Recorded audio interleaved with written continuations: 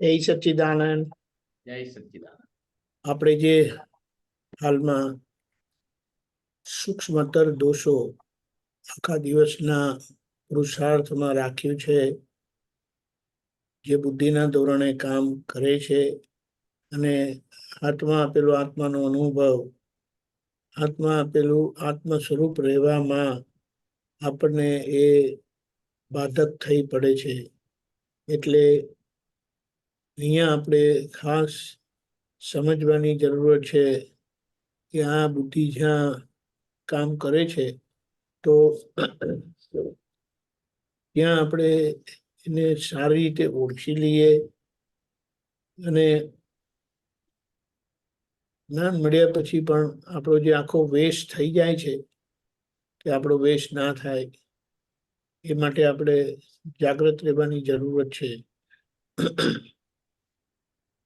અહીંયા એ બુદ્ધિને પહેલા તો આપણે જોવાનું ખાસ રાખીશું, શુદ્ધ ઉપયોગપૂર્વક, કે પહેલા એને સાંભળી લેવી છે. એના પ્રમાણે તો ચાલી જવાય છે, બધું છે, પણ એને પહેલા જોઈ લઈએ આપણે સારી રીતે. તો જોવાના ભાગમાં આપણે એને જોઈએ. પહેલી વાત તો કોઈ પણ સંજોગ હોય તો એ બધાથી જુદું બતાડે. તમે બધા કહો છો આમ, પણ મારી સમજણ આમ છે. તમે બધા કહો છો પણ હું આમ માનું છું. એટલે ત્યાં આપણે સમજી લઈએ. દાદાએ શું કીધું છે? સહજ કોને કહેવાય? કે જે પાણીનું વહેણ હોય ને એમાં પોતે ભળી જાય, જુદું ના કાઢે. હવે એના પરથી આપણે સમજી જવાનું કે જેટલા જુદા સંપ્રદાય થયેલા છે ને, તો હૃદયપૂર્વકની માફી સાથે, આપણે કોઈને ટીકા નથી કહેતા, પણ એમાં જોવા જઈએ બધાથી જુદા થયા ને એ કેવળ બુદ્ધિનો જ મોટો ફણગો છે. હવે એનાથી બચવા માટે બુદ્ધિના ચલણમાંથી છૂટવું પડે. અને કોઈ એમ કે ના હું સાચો છું, સાચાને કશે જવાની જરૂર નથી. સાચો તો એની સચ્ચાઈ આજે ને તો કાલે પુરવાર થઈને રહેશે.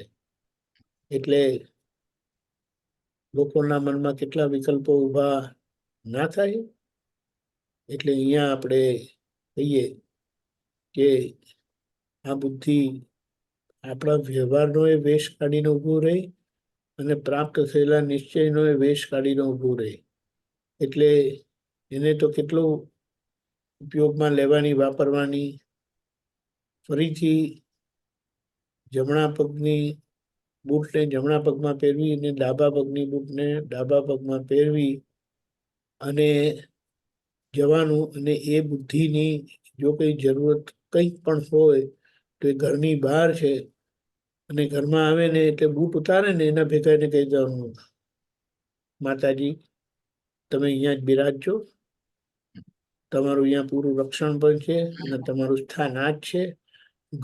અમારું ઘર દિલથી ચાલે છે, અને અમને દિલથી રહેવા દેજો.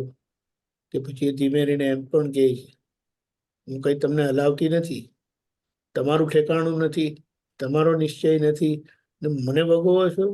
તમે સીધા રહો, દાદાની આજ્ઞામાં રહો, દાદાના કયા પ્રમાણે રહો.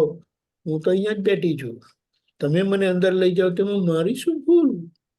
આપણે કે ભાઈ કાન પકડ્યો નહીં, આમ કાન પકડીએ, આમ કાન પકડીએ કે દાદા નથી કરવી ભૂલ. હવે તમે ચેતવ્યા છે તો હવે આ રીતે જ અમે જીવી જઈશું. એટલે ત્યારે જ દાદા આપણને અનુભવમાં આવશે.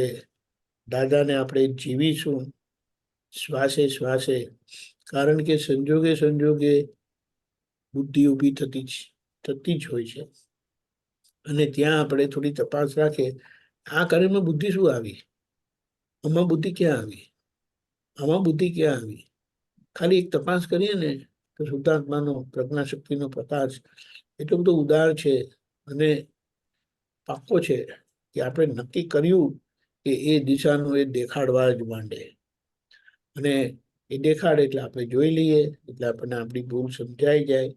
કારણ કે વિજ્ઞાન સ્વરૂપના પ્રકાશમાં જે આપણને પ્રાપ્ત થયેલો છે પરમાત્મા યોગ, તેમાં નામધારીની વ્યવહારની ભૂલ પણ દેખાય, જ્યાં આદર્શ વ્યવહાર ચુકાય છે તે.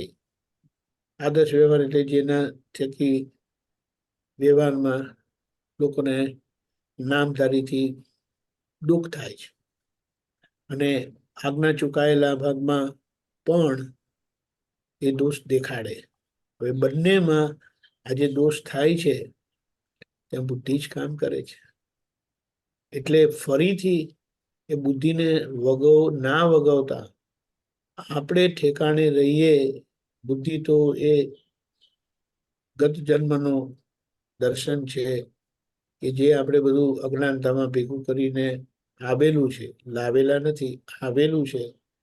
પણ એને આજે આપણે જ્ઞાન મળ્યું છે, દાદાએ પરમાત્મા યોગ આપ્યો છે, આત્મા મોક્ષ આપ્યો છે, તો એના થકી આપણે આદર્શ વ્યવહાર કરીને જીવી જઈએ. આપણા લક્ષ્ય એનો એ નિશ્ચય જરૂરી છે. આદર્શ વ્યવહાર અને પાછળ આપણે આ જ્ઞાનમાં બુદ્ધિનો કોઈ પ્રવેશ ના થાય, બંનેમાં એની જાગૃતિ રાખીએ. દાદા આપણને બધાને ખૂબ શક્તિ, સમજણ, પુરુષાર્થ આપે. જય સચ્ચિદાનંદ. આખા દિવસના પ્રોગ્રામમાં 24 કલાકની કીર્તન ભક્તિનું સમાપન